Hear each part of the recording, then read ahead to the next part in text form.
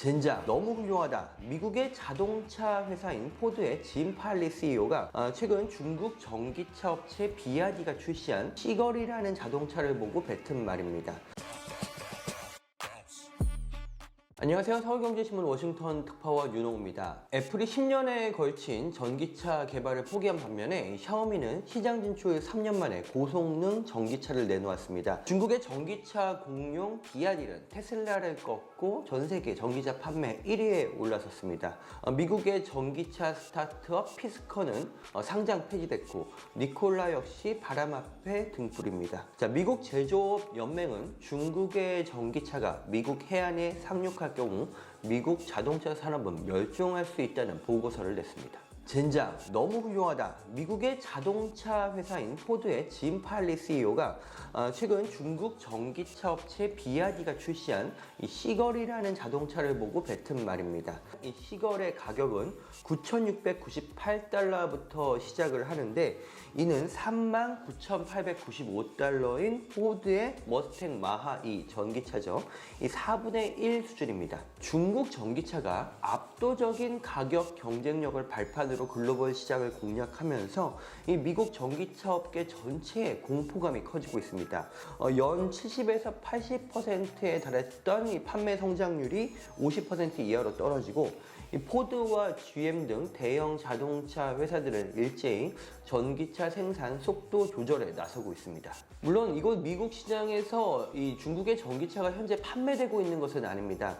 중국산 자동차에 대한 관세율이 27.5%에 달할 정도로 미국 시장에서 중국차에 대한 문턱은 꽤 높습니다.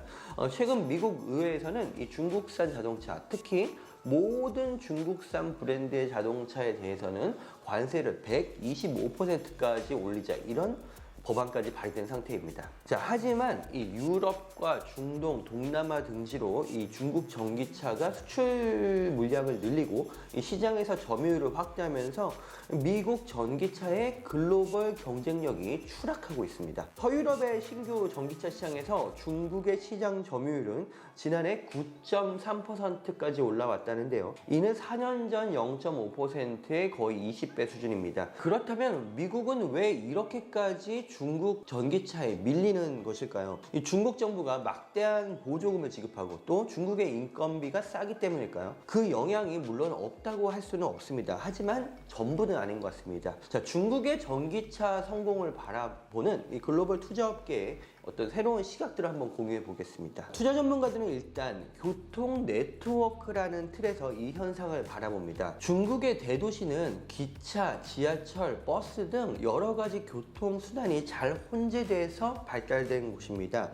역설적으로 전기차는 이처럼 복합적인 교통 네트워크 안에서 더 효용성을 발휘합니다. 여러 가지 교통 수단을 이용할 수 있는 중국 대도시에서는 전기차를 하나만 사도 이동에 큰 제약이 없습니다. 짧은 주행거리라 해도 저렴하고 편리한 전기차가 더 가성비가 높아지는 셈입니다. 반면에 미국은 자동차가 곧 내 발인 나라입니다. 미국은 수십 년 동안 광역철도에 투자하지 않았고 이 대도시에 지하철이 있지만 그리 대중적으로 이용되는 것은 아닙니다. 이 때문에 미국에서 전기차를 산다면 그건 기존의 내연기관차를 대체할 수 있느냐, 이 관점에서 고민해야 될 문제입니다. 미국의 전기차 수요가 생각만큼 폭발적으로 늘어나지 않는 이유가 여기에 있습니다. 저도 지금 당장 제가 전기차를 가지고 장거리 주행을 한다면 과연 불안하지 않게 운행할 수 있을까, 그런 생각이 듭니다. 두 번째는 전기차의 제조 생태계 측면입니다. 전기차의 핵심은 뭐니 해도 배터리일 텐데요. 배터리 분야에서 중국이 갖고 있는 경쟁력은 미국하고는 아예 비교를 할 수가 없습니다.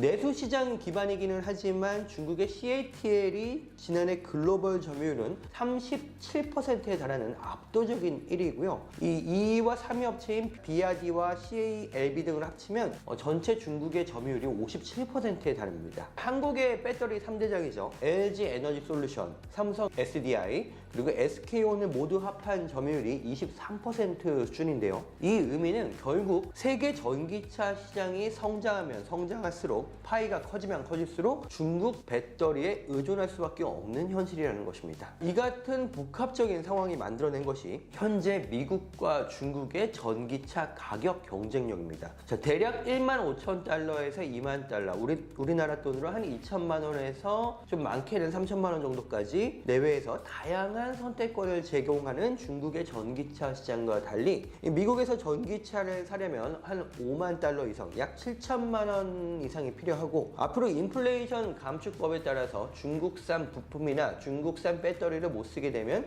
그 가격은 더 올라갈 수도 있습니다. 미국이 과연 전기차를 어떻게 가야 할 것인가라는 쟁점은 올해 대선에서도 굉장히 중요한 화두이긴 합니다. 자, 민주당의 대선 주자인 현직 바이든 대통령은 이 미국 차에 대한 막대한 보조금, 또 중국 공급망 차단, 또 자동차 업체에 대한 배기가스 배출 규제 등을 통해서 성장을 급속하게 늘리고, 그리고 전기차 패권을 궁극적으로 차지할 수 있을 것이라고 주장하고 있습니다. 반면에 트럼프 전 대통령은 바이든 정부의 전기차 정책이 결국 중국 전기차를 미국으로 불러올 수밖에 없을 것이고, 그건 미국 자동차 산업을 망하게 할 것이다, 이렇게 비판하고 있는데요. 그는 미국 시장에서 전기차의 성공 가능성 자체에 대해서도 굉장히 회의적입니다. 자, 미국 대선에, 올해 대선에 당선된다면 취임 첫날에 바이든의 전기차 정책을 모두 없애버리겠다, 이렇게 공언을 한 상태이기도 합니다. 자, 트럼프의 얘기가 굉장히 극단적이고, 또 그가 화석연료 사업, 기존의 이산화탄소를 많이 배출하는 산업에 굉장히 치우쳐 있는 인사긴 하지만, 저는 요새 전기차 시장을 보고 있으면 이 트럼프가 오히려 미국 자동차 시장에 대해서는 현실적인 시각을 갖고 있는 것 아니냐, 이런 생각도 듭니다. 개인 자동차에 지나치게 의존하는 교통 구조 안에서 보조금을 주는 정책만으로 전기차의 붐을 일으킬 수 있을까요? 중국의 지금의 성공은 정부의 전략적인 투자와 시장의 니즈가 서로 합쳐지면서 시너지가 냈기에 가능했습니다. 다음 시간에 더 재밌는 소재로 찾아오겠습니다.